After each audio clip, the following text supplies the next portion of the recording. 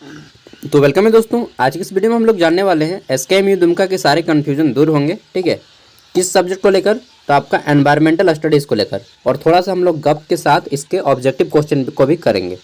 ठीक है, थोड़ा सा पानी पी रहा था। तो ये रहा आपका सब्जेक्ट का सिलेबस। कल भी दिखा दिया था मैंने, और कल सब्जेक्टिव क्वेश्चन करवा दिए थे। आप लोगों का सबसे बड़ा क्वेश्चन है कि हमारा पेपर ऑब्जेक्टिव आएगा या सब्जेक्टिव। ठीक है, तो इसके विषय में मैं कुछ कहना चाहूँगा। ये जो आपका ईवीएस का सब्जेक्ट है, ईवीएस प्लस आपका अंडरस्टैंडिंग इंडिया, ठीक है, यूआई, ये दोनों मिला के आपका 100 मार्क्स का होता है। सेम ऐसा ही सब्जेक्ट रांची यूनिवर्सिटी में था, ईवीएस प्लस अंडरस्टैंडिंग इंडिया, और वहाँ पर भी 50-50 करके था। और उसका जो क्वेश्चन आया था पूरा का पूरा ऑब्जेक्टिव आया था। 23-27 सेशन का मैं बात कर रहा हूँ। ठीक है, तो अब बात कर लेते हैं एसकेएमयू दुमका में जो पिछले साल पूछा गया था। उस टाइम पे केवल अंडरस्टैंडिंग इंडिया था, ईवीएस नहीं था, और आपका केवल अंडरस्टैंडिंग इंडिया था। ठीक है, तो उस टाइम आपका सब्जेक्टिव पूछा था और 100 मार्क्स का था। बट इस टाइम क्या पूछाएगा, ऑब्जेक्टिव या सब्जेक्टिव, खुद एक कन्फ्यूजन बना हुआ है। ठीक है, इसलिए मेरा सजेशन अब यह रहेगा कि आप लोग 75% प्रिपरेशन कीजिए ऑब्जेक्टिव क्वेश्चन का, 25% प्रिपरेशन कीजिए सब्जेक्टिव क्वेश्चन का। जितने मैंने सब्जेक्टिव क्वेश्चन दे दिए हैं उसको सॉल्व कर लीजिए। ठीक है, बाकी ऑब्जेक्टिव क्वेश्चन को सॉल्व कीजिए। ऑब्जेक्टिव मैं आपको डेली कराने का कोशिश करूँगा, और इसी वीडियो से स्टार्ट करते हैं। ठीक है, तो 50-50 अगर ऑब्जेक्टिव आएंगे, और ज़्यादा संभावना है ऑब्जेक्टिव ही आने का, क्योंकि यह पेपर जो है ऑब्जेक्टिव ही पूछा जा रहा है जितना भी यूनिवर्सिटीज़ में हो रहा है। ठीक है, और मैं आपको ऑब्जेक्टिव किस टाइप से क्वेश्चन आते हैं वो भी दिखा दूंगा। फिलहाल इस वीडियो में हम लोग आराम से क्वेश्चन करते हैं। अगर आपके सामने कॉपी पेन होगा तो नोट करते चलिएगा। ठीक है, पहला यूनिट है आपका पर्यावरण अध्ययन का परिचय। ठीक है, तो कितना लिखूंगा इसलिए सोचा कि ऑब्जेक्टिव तो मैं आपको याद हो जाए, ऐसे ही मुँहे मुँह बता देता हूँ। ठीक है, पर्यावरण के घटक। ठीक है, यहाँ पे क्वेश्चन आता है हमारा, और सबसे पहला क्वेश्चन कि पर्यावरण के घटक में हमें वायुमंडल को जानना है। ठीक है, जल मंडल को, स्थल मंडल को, और जीवमंडल को। ठीक है, यहाँ पे सबसे पहले क्वेश्चन कर लेते हैं कि वायुमंडल का सबसे निचला परत को किस नाम से जाना जाता है। ठीक है, तो आंसर होगा इसका क्षोभ मंडल। ठीक है, क्षोभ मंडल।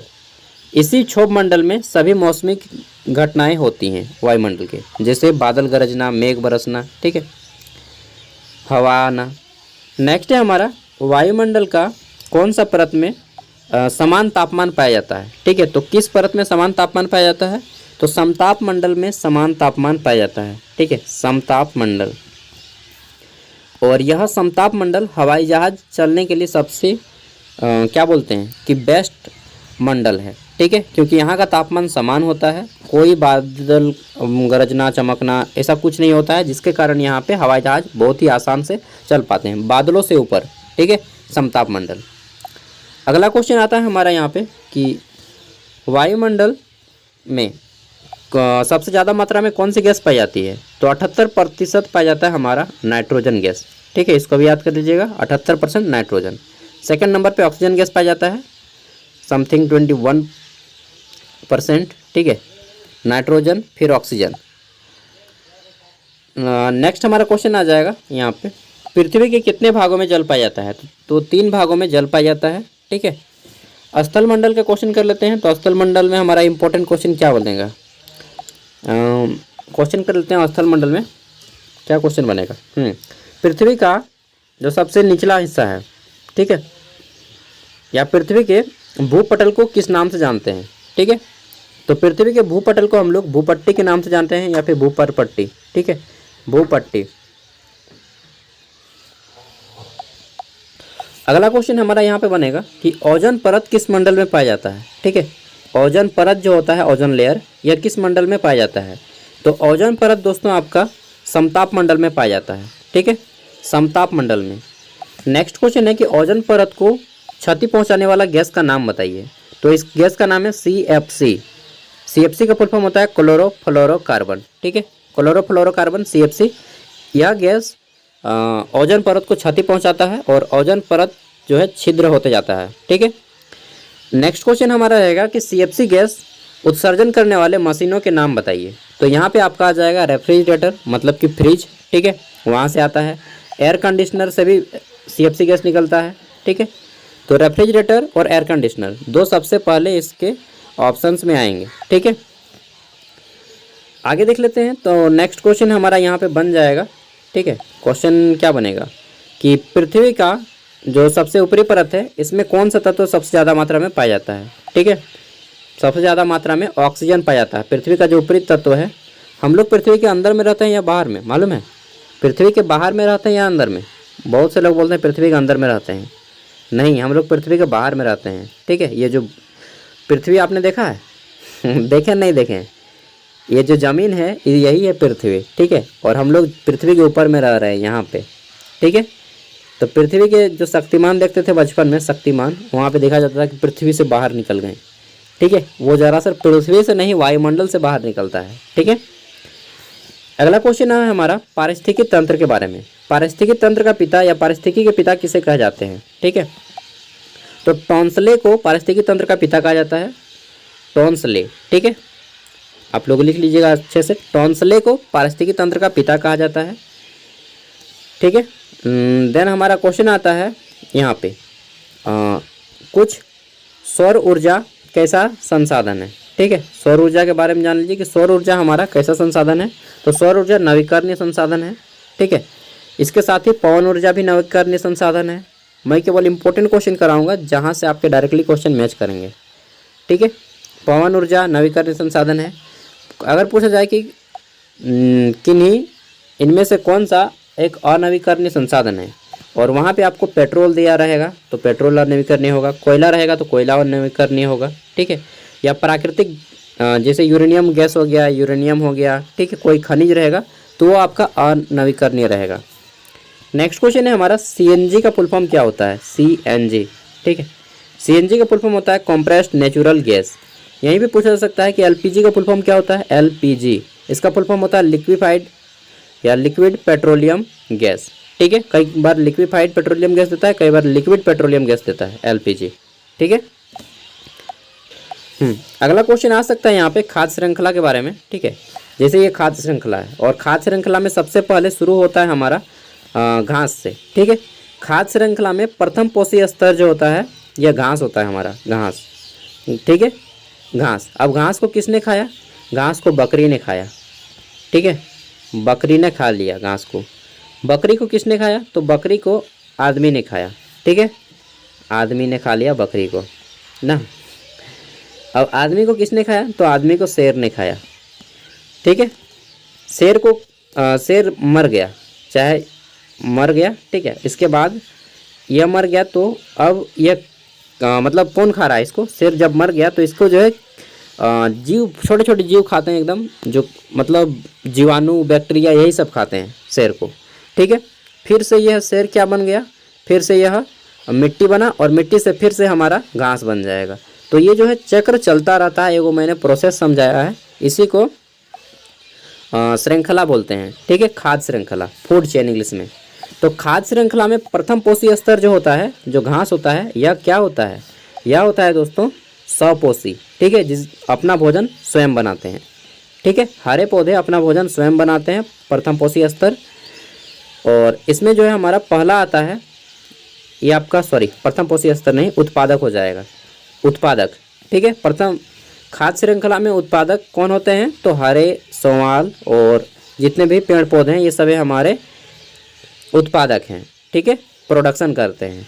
अब प्रथम पोषी स्तर कौन है, तो प्रथम पोषी स्तर जो है, जो इस घास को खाएगा, पत्ता को खाएगा, उसको बोलते हैं शाकाहारी, ठीक है। तो प्रथम पोषी स्तर को शाकाहारी बोला जाता है।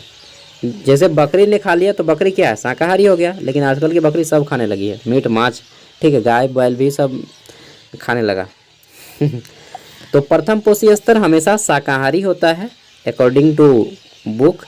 वैसे घर के वाले मत जानिएगा कि घर में तो बकरी तो खा रहा है मीट, तो हमको कैसे मानेंगे, ठीक है। तो बकरी क्या है, हमारा प्रथम पोषी स्तर शाकाहारी होता है। द्वितीय पोषी स्तर, जैसे बकरी को हम खाएं तो हम क्या होते हैं, मांसाहारी, ठीक है। अब यहाँ पे एक क्वेश्चन आता है, बहुत ईजी क्वेश्चन, जो सभी केवल मांस खाता हो उसे क्या बोलते हैं, मांसाहारी, ठीक है। बोलेगा कि नहीं 2 मांसाहारी जीवों के नाम लिखें, तो आप क्या क्या दीजिएगा। एक हो जाएगा आपका बाघ, दूसरा क्या दीजिएगा, दूसरा आपको नहीं मालूम है, सांप। ठीक है, सांप जो है मांसाहारी होता है। नेक्स्ट क्वेश्चन आएगा कि 2 शाकाहारी जीवों के नाम, चाहे इनमें से कौन एक शाकाहारी जीव है। तो गाय दे सकते हैं, बकरी दे सकते हैं, जनरली यही सब आएगा। बंदर दे सकते हैं, ठीक है, खरगोश दे सकते हैं। ठीक है, आगे देख लेते हैं मनुष्य कैसा जीव है। तो मनुष्य जो है सर्वाहारी जीव है, यानी कि मीट माछ भी खाता है, साग सब्जी भी खाता है, सर्वाहारी। ठीक है, अम्निवेरियस, कार्निवेरियस और क्या होता है बोल रहा हूँ मैं। ठीक है, नेक्स्ट आगे देख लेते हैं। तो यहाँ पे हमारा आ जाता है भूमि जल के बारे में। हाँ, जल का पीएच मान कितना होता है, 7। इसको याद कर लीजिएगा, जल का पीएच मान कितना होता है, 7। ठीक है, पीएच का फुल फॉर्म नहीं पूछेगा, वैसे फिर भी बता देता हूँ, पावर ऑफ हाइड्रोजन होता है। और उतना डीप नहीं जाएंगे कि कौन खोज किया, वैसे सोरेनसन ने खोज किया था, उतना डीप हम लोग को नहीं जाना है। हाँ, जल का फॉर्मूला क्या होता है, H2O। ठीक है, इसको याद कर लीजिएगा, H2O। और फिर हमारा है पर्यावरण, खनन, बांध निर्माण, इन सब के बारे में ना, जल, सूखा, बाढ़, अंतर्राष्ट्रीय आपदा, हॉटस्पॉट, जलवायु परिवर्तन, बहुत सारा टॉपिक है। यहाँ पे हमारा क्वेश्चन आ सकता है, एक इम्पोर्टेंट क्वेश्चन, कि भारत में वन्य जीव संरक्षण अधिनियम कब पारित हुआ। भारत में वन्य जीव संरक्षण अधिनियम 1972 को पारित हुआ था। ठीक है, अगला क्वेश्चन हमारा आ सकता है यहाँ पे कि प्रदूषण की रोकथाम के लिए कब कानून बनाया गया। भारत में जल प्रदूषण की रोकथाम के लिए, भारत में जल प्रदूषण की रोकथाम के लिए कब कानून बनाया गया, 1974 में। ठीक है, नेक्स्ट है हमारा भारत में क्वेश्चन आ सकता है वन संरक्षण अधिनियम कब आया। ठीक है, तो भारत में वन संरक्षण अधिनियम 1980 में आया। एक है आपका वन्य जीव संरक्षण, वन्य के जितने भी जीव हैं उन सभी को रक्षा करने के लिए 1972 में, लेकिन वन की रक्षा करने के लिए 1980 में। ठीक है, वहीं पे हमारा क्वेश्चन आ सकता है कि वायु प्रदूषण की रोकथाम के लिए कब कानून बना, तो 1981 में। ठीक है, नेक्स्ट क्वेश्चन आएगा कि पर्यावरण संरक्षण अधिनियम कब बना। पर्यावरण संरक्षण अधिनियम 1986 में बना है। ठीक है, अब झारखंड के बारे में मैं कुछ चीज़ें बता देता हूँ यहाँ पे। तो झारखंड का भौगोलिक विशेषता वगैरह वगैरह। सबसे पहले झारखंड स्थापना नहीं पूछेगा। झारखंड की क्या क्या है, सीमेंट, कृषि, ऑटोमोबाइल, उद्योग और पर्यटन ना, झारखंड राज्य के वन्य। तो देखिए क्वेश्चन है हमारा भौतिक विशेषता, जलवायु, वनस्पति, नदी, झीलें। झारखंड की सबसे बड़ी नदी कौन सी है, तो लिखिएगा दामोदर। ठीक है, दूसरी स्वर्णरेखा। नेक्स्ट क्वेश्चन है कि झारखंड का राजकीय वृक्ष कौन सा है। ठीक है, तो झारखंड का राजकीय वृक्ष साल होता है, साल मतलब सरई, सखुआ। ठीक है, झारखंड का राजकीय जीव कौन सा है, राजकीय जीव है हमारा हाथी। ठीक है, क्या है, हाथी। ठीक है, और भारत का विरासत पशु है, मतलब सबसे बड़ा पशु। और नेक्स्ट क्वेश्चन आता है हमारा झारखंड की जलवायु कैसी है, तो उष्णकटिबंधीय मानसूनी जलवायु है, उष्णकटिबंधीय मानसूनी। ठीक है, बस इसको अभी सुनिए ना, लेक्चर जैसा याद नहीं करना होगा, मैं याद करने के लिए अलग से वीडियो लाऊंगा। नेक्स्ट क्वेश्चन आता है हमारा झारखंड का कितना प्रतिशत भाग वन पाया जाता है, तो 29 पॉइंट समथिंग है। तो आप राउंड फिगर में 29% याद रखिए कि झारखंड का 29% भाग में वन पाया जाता है। ठीक है, झारखंड का क्षेत्रफल कितना है, तो झारखंड का क्षेत्रफल है 79,714 किलोमीटर। ठीक है, जीव, मिट्टी, जलवायु, नदी। हाँ, झारखंड में गंगा नदी किस जिला से होकर बहती है, तो दोस्तों 83 किलोमीटर में हमारा साहेबगंज जिला में बहती है। ठीक है, आप में से बहुत से लोग साहेबगंज के होंगे, SKMU दुमका साहेबगंज में ही पड़ता है। आगे देख लेते हैं। तो फिर हमारा राष्ट्रीय उद्यान के बारे में क्वेश्चन आ सकता है। यहाँ पे हमारा क्वेश्चन बनेगा झारखंड का एकमात्र राष्ट्रीय उद्यान कहाँ पे स्थित है, नेशनल पार्क, तो बेतला नेशनल पार्क है। ठीक है, बेतला नेशनल पार्क यह आपका लातेहार में स्थित है। कहाँ पे, लातेहार, पलामू मत मार दीजिएगा, लातेहार में। ठीक है, नेक्स्ट क्वेश्चन यहाँ पे पूछा जा सकता है कि बेतला नेशनल पार्क की स्थापना कब हुई, 1973 में हुआ है जी, लातेहार जिला में। अगला क्वेश्चन है कि पलामू टाइगर रिजर्व की स्थापना कब हुई। ठीक है, तो पलामू टाइगर रिजर्व की जो स्थापना हुआ है वह लातेहार में ही हुआ है। वैसे पलामू एक ज़िला है, फिर भी लातेहार क्षेत्र में हुआ है, लातेहार। ठीक है, 1976 में पलामू टाइगर रिजर्व। आगे देख लेते हैं। तो हमारा क्वेश्चन यहाँ पे आएगा दालमा अभयारण्य कहाँ है। दालमा अभयारण्य हाथियों के लिए है और यह आपका पूर्वी सिंहभूम जमशेदपुर में स्थित है। ठीक है। नेक्स्ट क्वेश्चन हमारा आ सकता है झारखंड में वनों का संरक्षण, झारखंड में उद्योग पर्यावरण। हाँ, झारखंड किस खनिज के लिए प्रसिद्ध है। तो झारखंड में जो है लोहा पाया जाता है। ठीक है, लौह अयस्क जिसको बोलते हैं, लौह अयस्क कहाँ पे पाया जाता है लौह अयस्क। तो पश्चिमी सिंहभूम, याद कर लीजिए, पश्चिमी सिंहभूम, जिसका मुख्यालय चाईबासा में है। नेक्स्ट है झारखंड में कोयला सर्वाधिक कहाँ पे पाया जाता है। तो धनबाद में पाया जाता है, धनबाद। ठीक है, धनबाद के साथ ही आपका जो है कर्णपुरा, कर्णपुरा में पाया जाता है, धनबाद में पाया जाता है, सिकनी में पाया जाता है, मतलब लातेहार पलामू साइड भी है और आपका सबसे ज़्यादा धनबाद में है, धनबाद के झरिया में। ठीक है। उसके बाद है हमारा क्वेश्चन झारखंड में अभरक कहाँ पाया जाता है। दोस्तों अभरक जो है हमारा झारखंड में कोडरमा में पाया जाता है। ठीक है, कोडरमा। इसके साथ अगर पूछ ले कि झारखंड में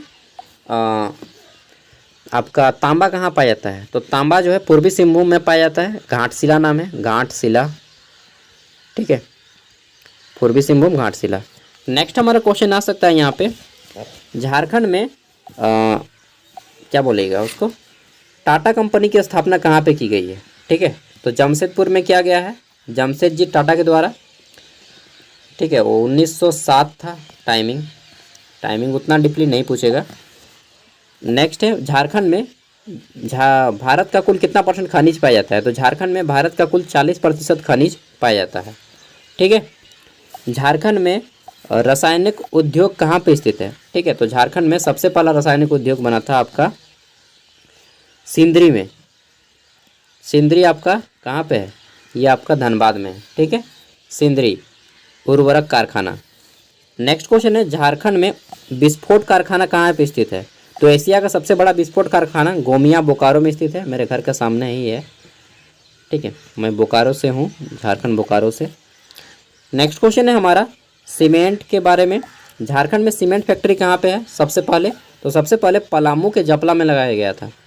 पलामू का एक स्थान है जपला, जपला, यहाँ पे एसीसी सीमेंट लगाया गया था, एसीसी। ठीक है, खलारी का नाम सुने होंगे, रांची में, वहाँ पर भी है सीमेंट फैक्ट्री। अंबुजा सीमेंट का भी झारखंड में बहुत बड़ा फैक्ट्री है। ठीक है, तो सीमेंट फैक्ट्री बहुत ज़्यादा होता है और सीमेंट फैक्ट्री में जितने भी लोग काम करते हैं उसको कौन सा रोग हो सकता है। तो श्वेत फुसफुस, श्वेत फुसफुस। ठीक है, फुसफुस लिख लीजिएगा, श्वेत फुसफुस। इसमें जो है आदमी को मतलब सीमेंट सांस के द्वारा अंदर जाता है ना, बहुत खराबी करता है। इसलिए जब भी लोग सीमेंट फैक्ट्री में काम करते हैं सब मास्क पहन के काम करते हैं। ठीक है। हथकरघा, तसर, लाख। हाँ, झारखंड में लाख अनुसंधान संस्था कहाँ पे है। तो यह आपका नामकुम है, रांची, नामकुम रांची में। ठीक है, और सबसे बड़ा लाह निर्यातक अगर जिला पूछे तो आप लोग मार दीजिएगा लातेहार। ठीक है, लातेहार सबसे बड़ा लाह उत्पादक जिला है। उसके बाद क्या है आपका झारखंड में खनिज हो गया, पर्यटन। पर्यटन में मैंने बता ही दिया। और एक बता देता हूँ, झारखंड का सबसे बड़ा जलप्रपात कहाँ पे स्थित है। तो जलप्रपात जो है वाटरफॉल जिसको बोलते हैं, यह आपका लातेहार जिला में स्थित है। लातेहार बहुत फेमस है, बहुत सारा चीज़ है यहाँ पे। ठीक है, लातेहार जिला में। और नाम है इसका क्या नाम है, सॉरी हुनरू नहीं, बूढ़ा घाघ। ठीक है, बूढ़ा घाघ नहीं, जनरली इसका बुद्ध, भगवान बुद्ध के नाम पे रखा गया था बुद्धा घाघ, लेकिन बूढ़ा घाघ बोलने लगा आदमी। ठीक है, बुद्धा घाघ, बुद्ध घाघ, बूढ़ा घाघ जनरली बोलते हैं। ठीक है, और इसका दूसरा नाम है लौध जलप्रपात। ठीक है, कौन सा, बूढ़ा घाघ या लौध जलप्रपात। ठीक है, लौध जलप्रपात कहाँ पे है आपका लातेहार जिला में है। और इसका हाइट समथिंग 400 कितना है, 443 या इसके आसपास है। ठीक है, फीट में 443 आसपास के फीट में, और मीटर में 134 या कुछ है। ठीक है, इस तरह से कुछ है इसका मीटर में। ये झारखंड का सबसे बड़ा है। दूसरा है हुंड्रू फॉल कहाँ पे स्थित है। तो हुंड्रू फॉल हमारा रांची में है, जो कि 98 मीटर है। ठीक है, स्वर्ण रेखा नदी पर है। और बूढ़ा घाघ आपका बूढ़ा नदी पर है, और हुंड्रू फॉल स्वर्ण रेखा नदी पर है। ठीक है, इसके साथ ही और क्या देखेंगे, हाँ पर्यटन स्थल देवघर श्रावणी मेला कहाँ पे लगता है? तो देवघर में। बासुकीनाथ कहाँ पे? तो दुमका में, कल बता ही दिए हैं आप लोग को। उसके बाद सांस्कृतिक, झारखंड में किस नृत्य, कौन सा नृत्य किया जाता है? तो छऊ नृत्य किया जाता है। ठीक है, छऊ नृत्य। झारखंड में सबसे ज़्यादा किस जनजाति की बहुलता पाई जाती है? तो संथाल जनजाति की बहुलता पाई जाती है, संथाल। ठीक है, उसके बाद जो संथाली भाषा है हमारा, भारत की 8वीं अनुसूची में शामिल है, इसको भी याद कर लीजिएगा। 8वीं अनुसूची में शामिल है संथाली भाषा। ठीक है, और क्या क्या याद कीजिएगा? संथाली भाषा हो गया, संथाल हो गया, लगभग चीज़ें सब कंप्लीट हो गई हैं जो भी है। हिल स्टेशन, झारखंड का सबसे ऊंचा पर्वत कौन सा है? पारसनाथ। ठीक है, पारसनाथ कहाँ पे स्थित है? पारसनाथ, तो यह आपका गिरिडीह जिला में स्थित है, गिरिडीह जिला। ठीक है, मैं गया भी हूँ, एक वीडियो भी अपलोड किया है, पूरा डिटेल वीडियो 43 मिनट का शायद। ठीक है, गिरिडीह जिला में स्थित है। इसकी ऊंचाई जो है 1365 मीटर है, और फीट में बोलिएगा तो 444 और 0। ठीक है, यानी कि 4440 फीट ऊंचा है। ठीक है, मीटर में 1365 मीटर। कहाँ पे स्थित है? बता दिया, गिरिडीह जिला में। उसके बाद पर्यटन स्थल हो गया, हिल स्टेशन बता दिए, और कुछ हाँ, झारखंड का सब जान लीजिए, झारखंड का राजकीय पक्षी कोयल है।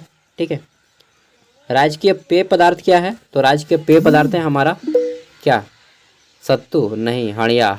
ठीक है, हड़िया राजकीय पेय पदार्थ है, हड़िया। चलिए, काफ़ी चीज़ें हो गई। राजकीय भोजन है हमारा, सॉरी भोजन नहीं, नाश्ता डुस्का है। ठीक है, चलिए काफ़ी चीज़ें हो गई। और धोती कुर्ता हमारा पेशा है पहनने का। ठीक है, झारखंड के सबसे ज़्यादा अगर बोला जाए तो यहाँ पे आपका जो है धान की खेती किया जाता है। ठीक है, धान का खेती। झारखंड का सबसे बड़ा जिला क्षेत्रफल के आधार पे पश्चिमी सिंहभूम, और सबसे छोटा जिला जो है कौन है हमारा? सबसे छोटा जिला है हमारा क्षेत्रफल के आधार पे रामगढ़। ठीक है, जनसंख्या के आधार पे सबसे बड़ा जिला है हमारा रांची। ठीक है, और जनसंख्या के आधार पे सबसे छोटा जिला है हमारा लोहरदगा। ठीक है, झारखंड में टोटल 24 ज़िले हैं। इससे ज़्यादा क्वेश्चन नहीं आएगा, बस इतना ही कर लीजिए, काफ़ी है। सुन के बस इसको रखना है। और नेक्स्ट वीडियो में मैं आपको ऑब्जेक्टिव क्वेश्चन दूंगा, पूछा हुआ अंडरस्टैंडिंग इंडिया का बाद में दूंगा, पहले एनवायरमेंटल का ही दे दूंगा। ठीक है, एनवायरमेंटल स्टडी का 50 क्वेश्चन करवा दूंगा जो पूछे हुए हैं। बाकी दोनों तैयारी कीजिए, ऑब्जेक्टिव भी सब्जेक्टिव भी। क्या पूछ देगा कोई गारंटी नहीं है, क्योंकि पागल यूनिवर्सिटी है ये, तो पागल है। क्यों? क्योंकि यहाँ पे बताया नहीं कि हम ऑब्जेक्टिव पूछेंगे या सब्जेक्टिव। रांची यूनिवर्सिटी के सिलेबस में क्लियरली लिखा हुआ था, ठीक है, कि 50 मल्टीपल चॉइस क्वेश्चन आएंगे, उनका सिलेबस में लिखा हुआ था, टाइमिंग वगैरह सब लिखा हुआ था। ठीक है, लेकिन आपका यहाँ पे कुछ भी नहीं बताया गया है। चलिए, जो भी है ऑल द बेस्ट, तैयारी कर लीजिए। और हाँ, आप EVS का पेपर, मैंने बहुत सारा वीडियो डाला है EVS, अगर आप मारिएगा EVS सेमेस्टर 2 क्वेश्चन पेपर, आप बोलिएगा हम सेमेस्टर 1 में पढ़ रहे हैं।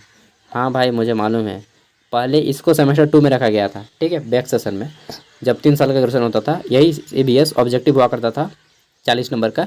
ठीक है, और उस टाइम पे सेमेस्टर 2 में था। तो आप मारिएगा EVS सेमेस्टर 2 ज्ञान सागर क्वेश्चन पेपर, बहुत सारा आ जाएगा, देख लीजिएगा, बहुत ज़्यादा वहाँ से मैच करेगा। बाकी रांची यूनिवर्सिटी का जो पूछा गया है EVS में 50 मार्क्स का, वो मैं आप लोगों को करा दूंगा। ठीक है, thank you, bye, all the best, मिलते हैं नेक्स्ट वीडियो में।